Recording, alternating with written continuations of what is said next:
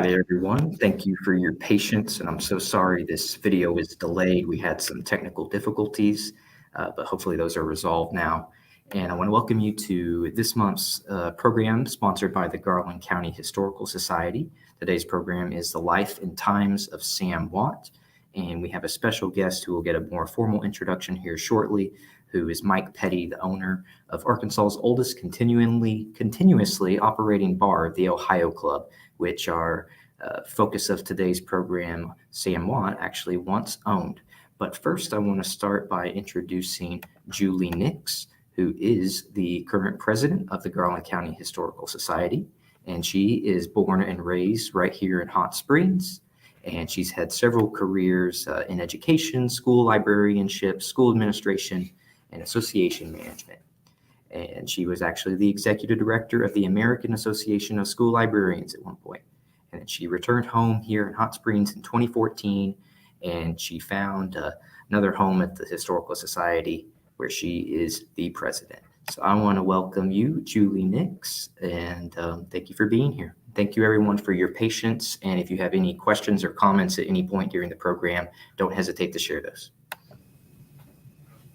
Okay, well, thank you, Paul. Excuse me. I was AWOL for the first two meetings of this year. I was afraid I was going to be impeached, but they've let me stay. So here I am for this meeting.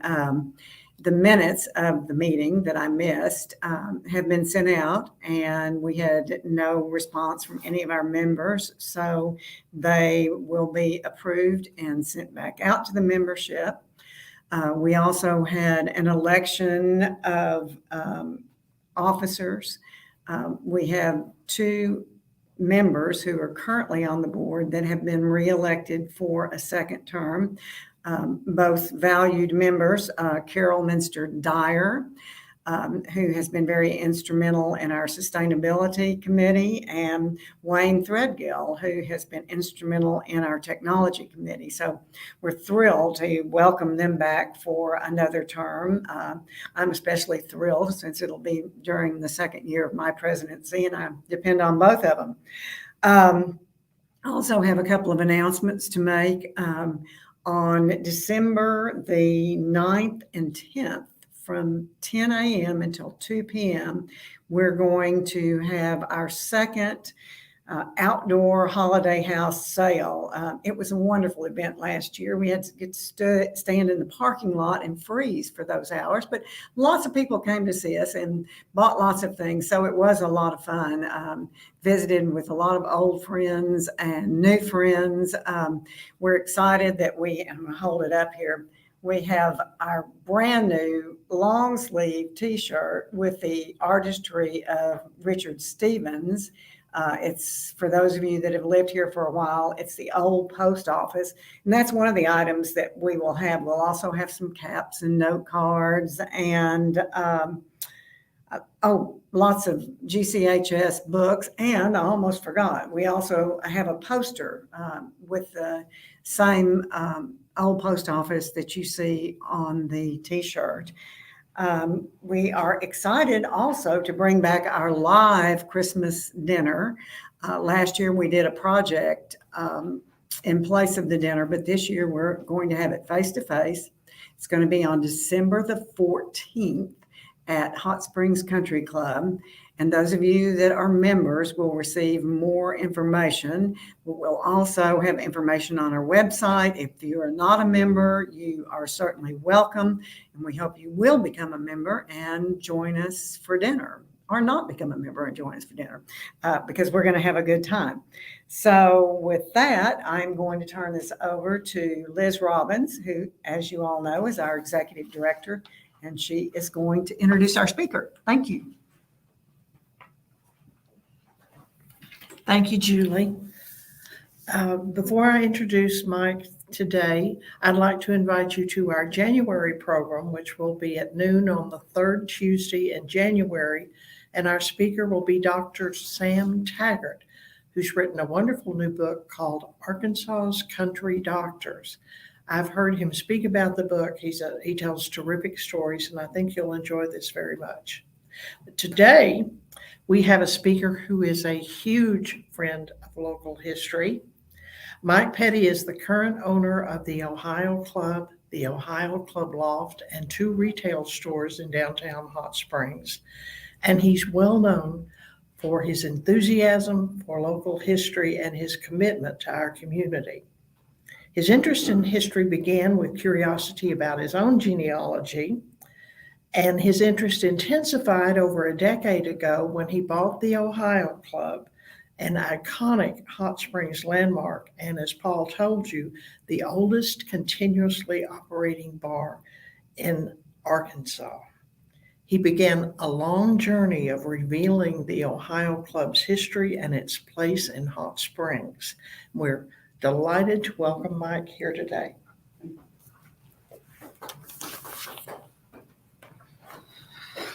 Thank you, guys. Glad to be here and glad to be a part.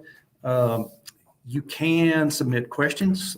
This, of course, is going to be recorded with YouTube and Facebook. And so the questions I get live, I'll be glad to answer.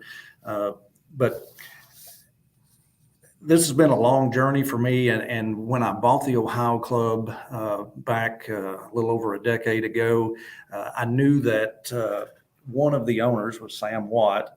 I didn't know a whole lot more about him other than just a couple little odd and end facts.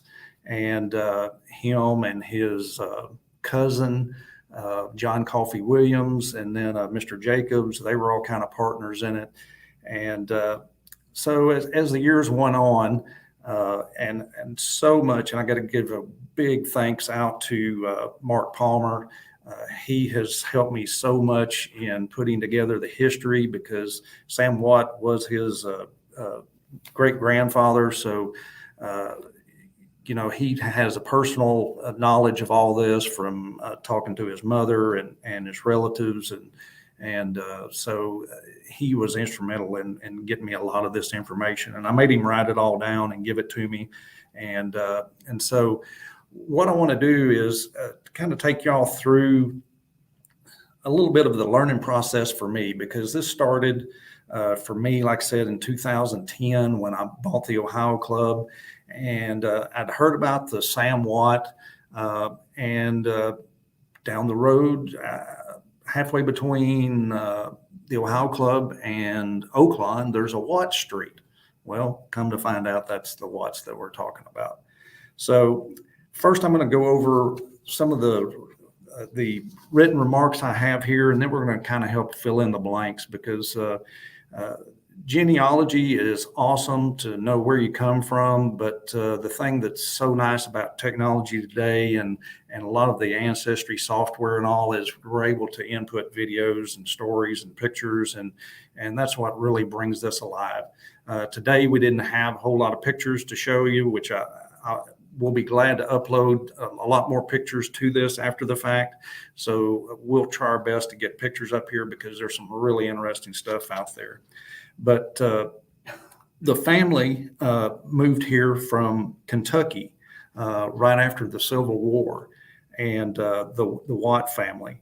And oddly enough, they were Scottish and Cherokee ancestry. And some of them stayed in Kentucky, and some of the other ones went to Ohio, and they settled in what is Potter and Silver Center communities, which is right around Mena.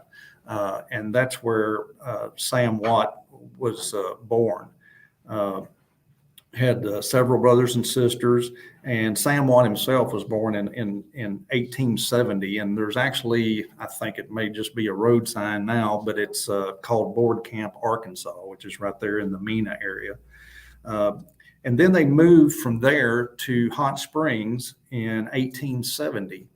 And one of the things that's kind of weird now is because Ohio Club is downtown, Oaklawn was way out in the country, but the Watt family started a cattle yard and had a slaughterhouse way out in the country.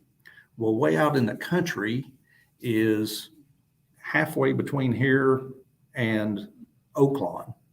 And when you go down Central Avenue, you'll actually see Watt Street.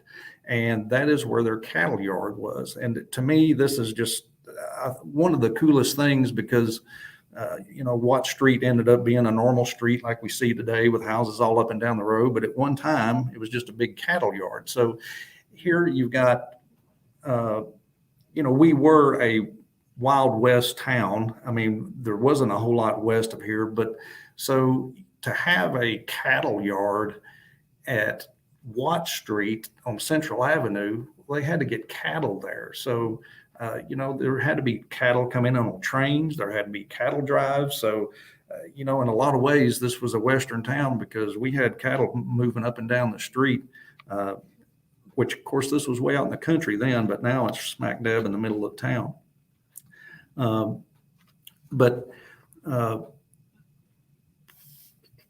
They moved here. It was William and Matilda Watt, and they moved here. Matilda was the sister of Bob Williams and Coffee Williams. And Bob Williams, he was the mayor here from 1893 to 1895. And then he was also a 9-time sheriff here in Garland County, off and on from 1886 to 1914. And his brother Coffee was one of his deputies. And so the time that Sam Watt grew up, he grew up with law enforcement around him. And so he hung out here in Hot Springs and was able to hear all the stories. At this same time, Frank James was here. One of the original Pinkertons had retired here. So they were around these guys and they heard all these stories about lawmen and they were seeing it firsthand. I mean, we're not that far from Fort Smith, who was infamous in Fort Smith and being right on the edge of the Wild West. So Sam Watt, he really had an interest in all this, but at the same time, his family business was the cattle yard and the butcher shop and the slaughterhouse. But he didn't really, he went to school here. He went to Jones School. He went back, Sam Watt, he went back to Bethel College in Hopkinsville, Kentucky, and studied there for 3 years. He was an educated man for a man that was born here in 1870. But like I said, they grew up there on Watt Street, but he hung around town with his uncles and his cousin, who was a deputy sheriff. And he actually, by the time he was 18 years old, he was working for his Uncle Bob as a deputy sheriff, and they were going around chasing bandits all around Hot Springs. And then his father died in 1891, and Sam, he took over the slaughterhouse in his father's business. And at the same time, they opened up at the corner of Whittington and Park. They also opened up a butcher shop there.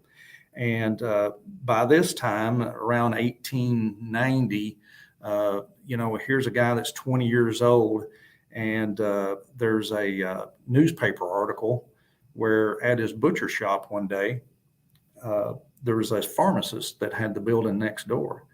And the pharmacist come over and was pretty upset and said, Sam, I hear you've been saying some really bad stuff about me. Is that true? And Sam said, yep, it's true. And pharmacist took out his gun and shot him. Well, his cousin was nearby. He ran over to help, and they took the gun away from the guy and beat him to death with it. And so this was one of his first encounters here in Hot Springs. I mean, this is not the first time and the last time that Sam Watt will have been shot in his time. But in the newspaper at 20-something years old, he was already listed as a prominent local businessman. So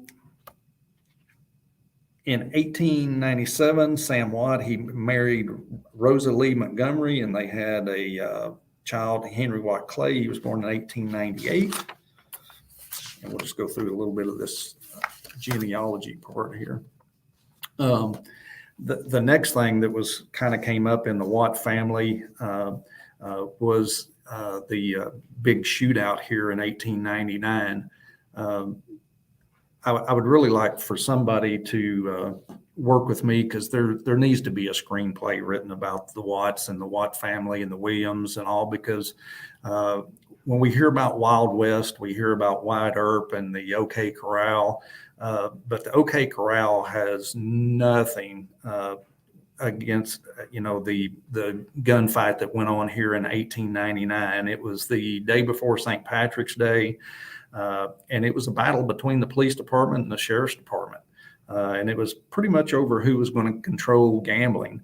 But by the time the shootout was ended, and which went on for a gooder part of a whole day, there was like 5 dead. Mostly the Hot Springs policemen, I think, got the worst of it. But John Coffey Williams, he was involved in it. Sam himself wasn't involved in it, but he was certainly around it. But it scared off everybody, because we still, at that time in 1899, were a town full of tourists. And so the governor had to end up coming over and kind of restoring the peace to get all that going. But the one thing that happened with Sam is he was in the cattle business, but he grew up in Hot Springs. He's listened to all these stories. So one of the first things he did is him and his wife, they left and they went to Oklahoma Territory. And he actually taught schools in an Indian school there. And not too long after that, he was actually appointed a deputy U.S. Marshal in the Oklahoma Territory, in the Apache Oklahoma Territory. May have something to do with his ties to his family, having some Apache ancestry. I'm not sure. This is some of the stuff that would make for a great movie, because why would a guy from Hot Springs, Arkansas, move to Oklahoma and teach school in an Indian school?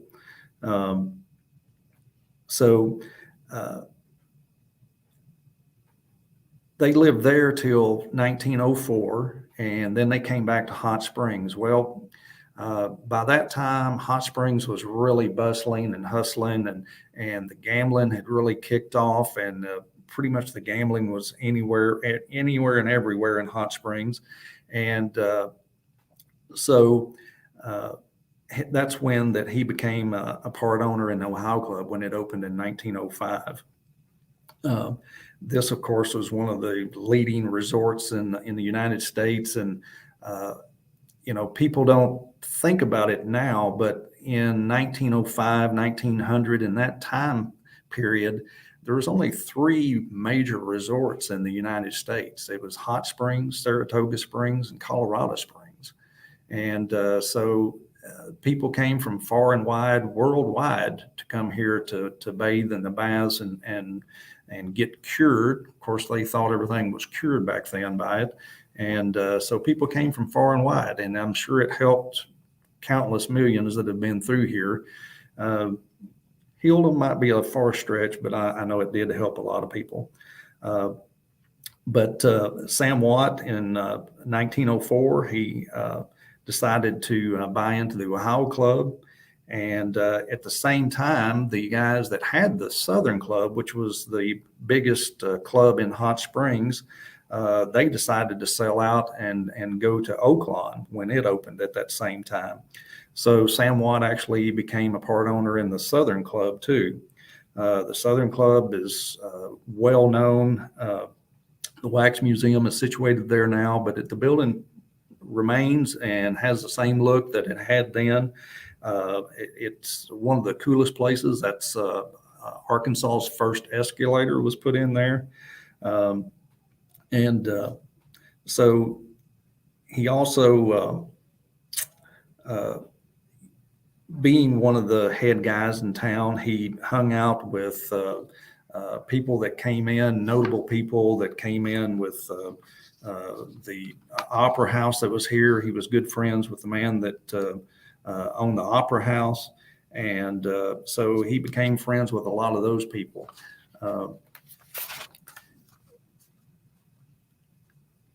Also, at that time, he went back to Oklahoma and actually became a deputy marshal at Guthrie. and he made friends and was best friends with Bat Masterson, which I'm sure a few of you have heard of. And he came here several times and to visit him and Sheriff Williams, and he spoke at a lot of the civic clubs, just like we're doing now, except we're doing it on a computer. But in those days, Bat Masterson would have been one of the speakers that came in for the day. How would you like to have Bat Masterson speak to you? And so the other thing was his wife, Rosa. Back then, horseshoe shows were popular, and it was very popular with the well-to-do women. And at Oaklawn, they held a lot of horse shows there, and that's where a lot of the women there would go to work. Then a few years later, things called World War I broke out, and Sam Watt, I guess, had to be a part of that. So he was actually in the Secret Service in World War I. How these things come to be, of course, he's a lawman. He wants to be a lawman, but how you have contacts, and that's where it all comes back to. Everybody's coming to Hot Springs. So he had to know some pretty high up contacts. So when a war breaks out, he's actually in the Secret Service. And one of his best friends was Judge Scott Wood, who lived for some time across the street from him. The other part about Sam Watt was he was an avid outdoorsman. And I suppose once you have money, you're able to travel. And Sam Watt did travel a lot. He met people here that piqued his interest in all different kinds of things. He was a sportsman. He played shortstop for the Hot Springs Businessmen's baseball team, and he belonged to several hunting and fishing clubs here. In his 20s, he had spent many months in the backcountry of the Arkansas and the Ozarks searching for the lost Louisiana mine of the Spanish and French explorers. And in later years, he took many trips and went hunting and fishing to Colorado, the Great Lakes, and Canada. And even in the early 20s, he became interested in agriculture, and he had interest in orange groves near Lakeland, Florida, pecan farms in Lake Village. And in 1921, he bought the 1,100-acre Stewart Island at Lake Chico. And they had a hunting and fishing club there where several Hot Springs businessmen, and we've got several pictures, we'll upload them later, but they show stringers that are strung out all across an old Chevrolet car with just hundreds of fish. And so these guys, they were living it up. I mean, they worked hard and they made a lot of money off of gambling. So they spend it on stuff like outdoors. But, even at a time here in Hot Springs, we had no internet. We didn't have telephones. There's only one way for this guy to know all these different things, and that was by meeting these people, whether it's on the steps of the Arlington or the people coming into the casinos. And it's so bizarre to me that one guy in Hot Springs, Arkansas, through the contacts that he made, and it tells you a little bit about how many people came through here, because we're already starting to list off. He's friends with Bat Masterson. He actually went to the West Coast and was in Portland and owned part of a timber business up there. He had the fishing lodge where he, no doubt, I'm sure he took some of the gangsters down there along with the local businessmen, because no doubt a lot of those came through the club. The place that he had in Lake Chico there on the river, it's got a little interesting story, because they think that might be where Mark Twain was actually at when he was writing Huckleberry Finn. But he had all kinds of notorious and famous people that were there at the hunting club in Lake Village. And that's where he met another man by the name of H.L. Hunt. And for those of you that are into history, they know all about the Hunts. and just the little bit that I looked up, it was one of Hunt's sons that started the NFL. I mean, it's just crazy what all this goes on. But Mr. Hunt, he started out gambling, and that's where he started making his money. And that's when he started in the cotton business, and then came to. He was already living in Arkansas, and then he went down to South Arkansas and started drilling for oil, and that's where he hit it big down there. And Sam Watt was his partner on a lot of those wells, but I don't know how the business partnership turned out, because Sam Watt's wells never really hit. So seems like Mr. Hunt's hit, but for some reason Sam's didn't. And then in 1928, there was a big flood that came through the area, and it pretty much wiped out the little island that they'd had, and they disbanded the club. And about that time is when there was a new place being constructed here in town, and Sam Watt was part of that.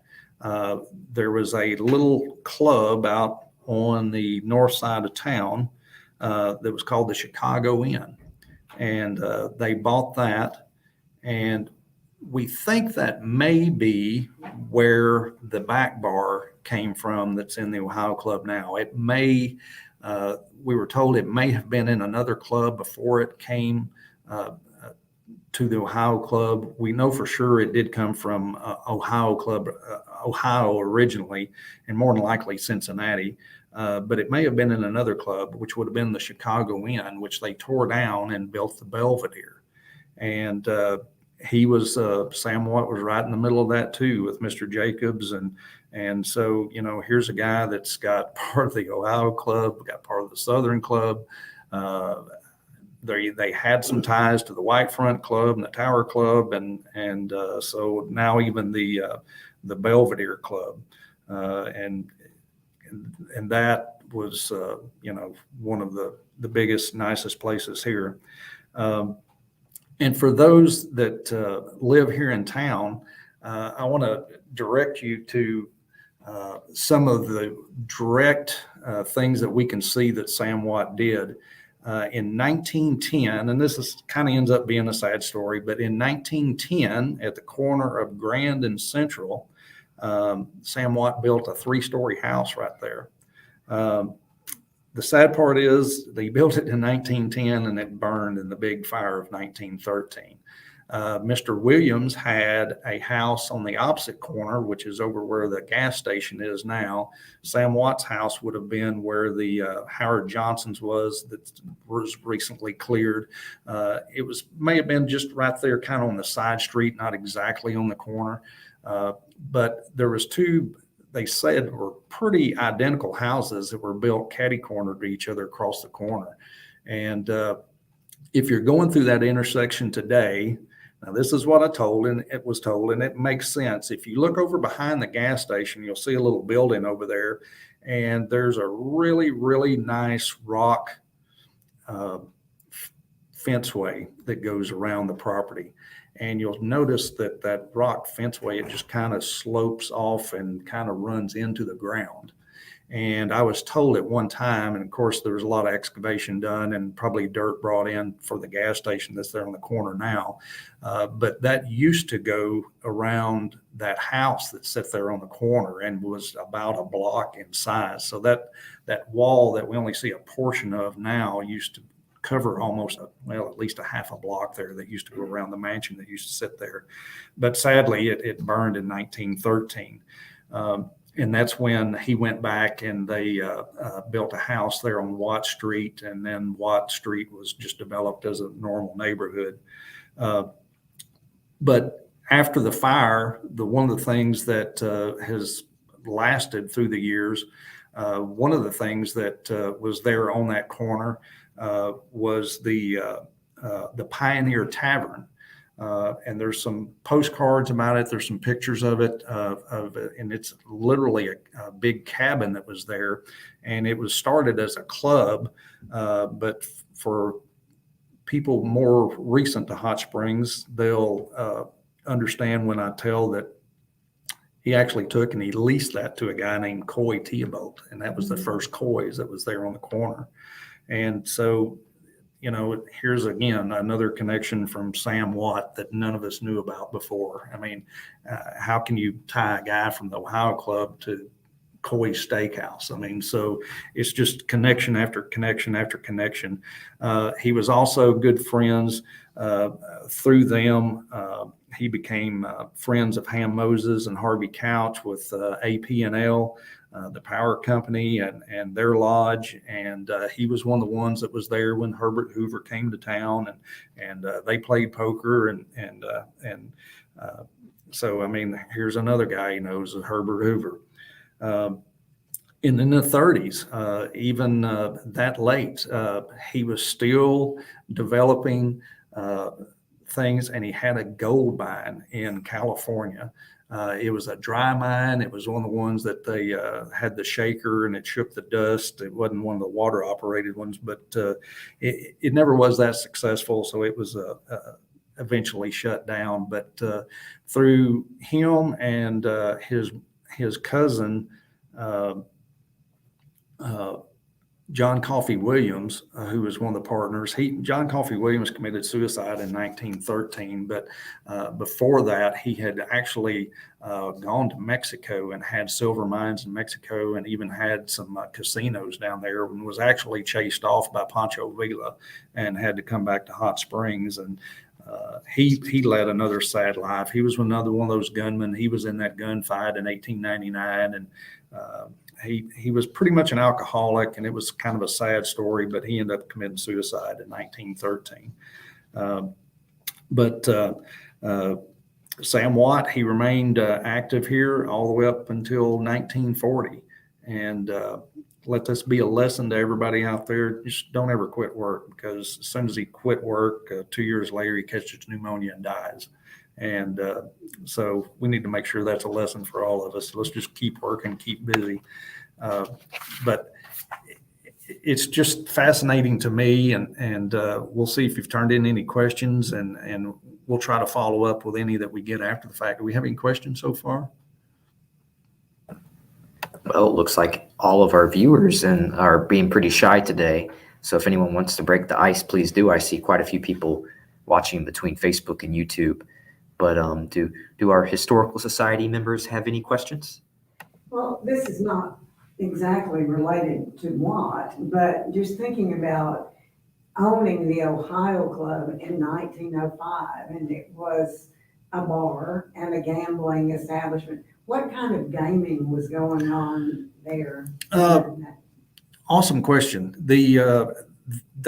It was a typical casino, and it's the one thing that a lot of people don't know is the Ohio Club building housed the saloon and housed the casino, was all in there on the first floor and the second floor.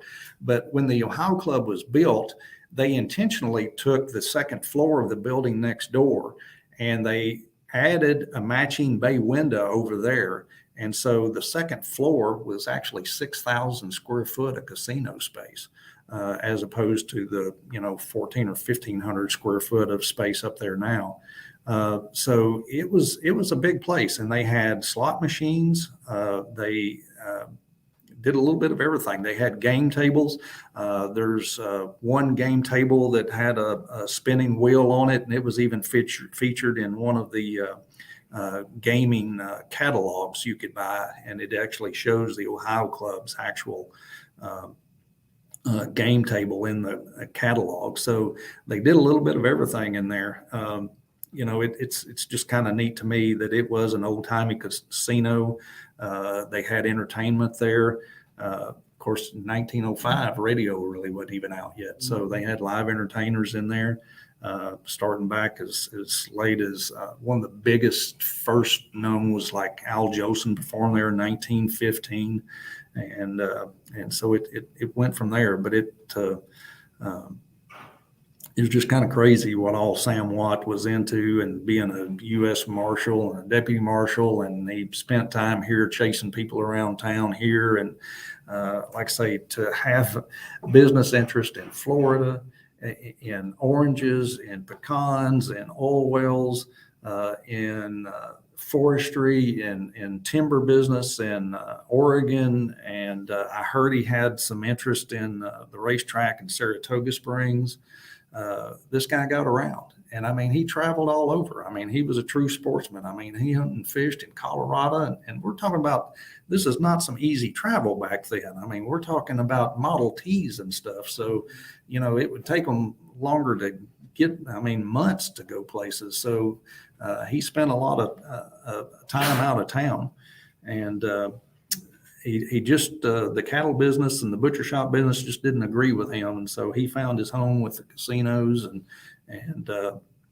built a very nice mansion, which promptly burnt. And you know, that's probably one of the saddest stories of Hot Springs, with a lot of the wooden structures that was here, and we didn't have the infrastructure for water. So the fire in 1913 pretty well wiped out 3/4 of the town, and it's a shame that was part of it. Are there any Watts heirs? Did he have children? Yes, and I've got another cool story. I got to meet his granddaughter. She came in. She's in her 90s, and she is just a super person. I got to meet her and talk to her. And one of the stories that she loved telling, and I saw on y'all's page the other day a picture of Jack's bar that was on there. That was kind of one of the carnival style bars, but there actually was a Jack's bar that was down around the 700 block, and it was said that he spent a lot of time there too. But Art Rooney, and for those of you who don't know who Art Rooney is, he was a founder of the Pittsburgh Steelers. He was a big gambler, had racehorses, and of course had a good friend named Sam Watt here. And in about 1932, he came to town, and he was sitting in the Ohio Club with Sam Watt. And he told Sam, he said, you know, I've got a business idea. He said, I'm going to put together a football team. And Sam told him, said, nah, that is a stupid idea. Baseball is where it's at. The football is never going to take off. And of course, now we all know now that Pittsburgh Steelers is one of the most successful franchises in the NFL history. So Sam wasn't always right about everything. He did pretty good and lived a great life and was into a lot of things, but he wasn't successful with picking football, and he wasn't successful with his oil wells, but he was quite the character. There's another time he got shot in the face down at the square at what's the Confederate Square? What was it called? At the Como Square. Got into it with somebody down there and ended up getting shot in the face. He survived that. We've got some pictures of Sam Watt.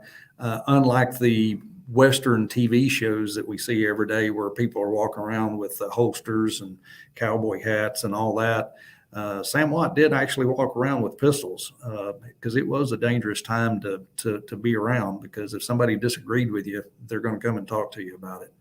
And so he had trousers custom made with holsters in each pocket. And he, the majority of the time, had concealed 245s. And that's what he walked around with. And he was even given a presentation pistol from Smith & Wesson that Mark Palmer owns. It's hidden away safely in a safe deposit box, but it's a hand engraved single action Colt, and he gave that to his wife one day at the house that they had there at Grandin Central, and that was her house gun. And he told her, he said, if anybody ever breaks in, shoot first, ask questions later. And oddly enough, this was a 3-story house, and they had a outside covered stairway that went up to the 3rd floor where their bedroom was. And one night Sam was away, and she heard the handle jiggling, and she went down there and just shot right through the door and killed the guy. And So that pistol that Mark has got a lot of history with it. And it's a shame that a lot of these records were lost when the fire happened because the newspapers were burned up. So, a lot of this kind of stuff, we don't get to see the headlines anymore from it unless it made one of the bigger papers like Little Rock and New York Times. Of course, we made the New York Times. There was even articles in as late as like 1897 calling Hot Springs the Monaco of the United States. So it's where everybody came, and that's where all these associations came from. And so one guy, and like I say, we need to write, somebody please get me everything. Let's write a screenplay. Let's have Kevin Costner play Sam Watt, because Sam Watt was a lot bigger character than Wyatt Earp ever thought about being. And we can make a great movie out of this guy. I think I have an idea for a book too. I was shot on Central Avenue because our history is strewn with people who were shot on Central Avenue. Yeah, and in the book, the Hot Springs Gunsmoke, I mean, it tickled me when I got through the book because the resounding theme through the whole book was, well, he said something bad about me, and I went to talk to him, and he pulled out a gun. I had to shoot him in self-defense. And we sell that book by Orville Albritton at Yes. the Historical Society and on our website. And at Hot Springs Souvenirs and Gifts at 334 Central Avenue. But they're great books. We sell them. They have them for sale there. Orville Albritton has done a masterful job of capturing a lot of our history, and a lot of mine came from him.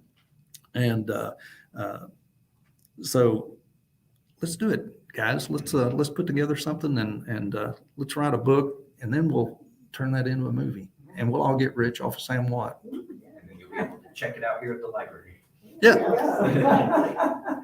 We had a question on Facebook from Elizabeth. What years was he in Hot Springs?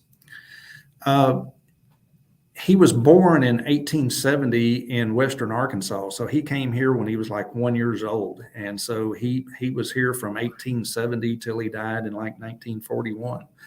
So he spent his entire life here, and he was a true Arkansan. Thank you for the question.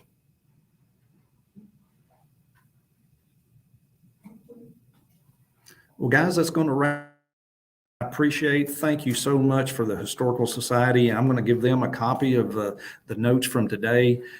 From like I say, I can't thank Mark Palmer enough for what he's done for Hot Springs history and keeping a lot of this. And like I said, Mark Palmer has a interest in this because this was his great grandfather, and so he has a big interest in it. So, Paul, I'll turn it over to you. Thank y'all so much. Well, thank you, Mr. Mike Pettey, for sharing that with us. You're a great storyteller, and I hope everyone watching enjoyed, and I appreciate your patience on the technical delays there. We started about 15 minutes late, but this program was recorded, so if you miss part of it or want to share it, please do so on Facebook, YouTube, and Twitter. Share it, tell your friends, tell them to go back and watch it. Mr. Pettey, I'll give you an opportunity. Let them know one more time where they can find you if they want to know more, and tell them about the Ohio Club. Well, the Ohio Club's at 336 Central, right in the middle of downtown Hot Springs.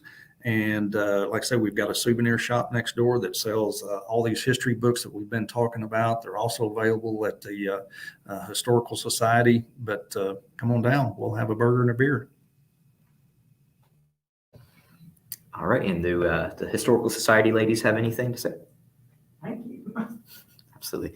All right. Well, again, thank you all for your time, and thank you everyone who watched live or watches in the future, and take care.